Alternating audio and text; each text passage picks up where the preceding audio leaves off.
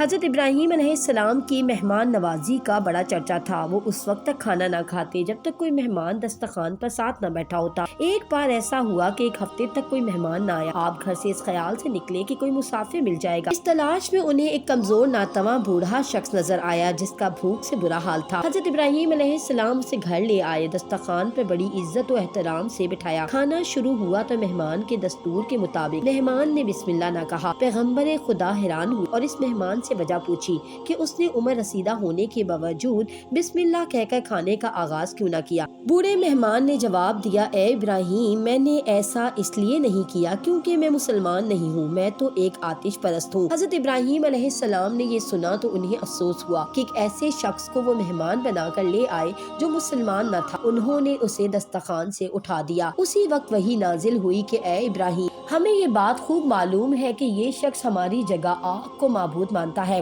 اور اسی کی عبادت کرتا ہے، مگر اس کے باوجود ہم اسے پچھلے 100 سال سے روزی بھیج رہے ہیں، اور ایک تو ہے کہ تو نے اسے ایک وقت کا کھانا نہ دیا، اسے ناپاک تصور کیا اور دسترخوان سے اٹھا دیا۔ کرم کرتے وقت یہ پوچھا نہیں کرتے کہ یہ کون ہے، اس کا اللہ کا بندہ ہونا ہی کافی ہے۔ نیکی کرتے وقت مذہب و ملت، رنگ و نسل کا امتیاز نہیں کرنا چاہیے۔ مخلوق خدا تو خدا کا کنبہ ہوتی ہے اور ہمیں خدمت کرنی ہے بنی نوع انسان کی، اللہ والوں کا یہ طریقہ کار نہیں۔ اس روایت سے ہم نے جانا کہ اللہ شخص سے پیار کرتا ہے جو بلا کسی امتیاز کے اس کی مخلوق کے کام آتا ہے۔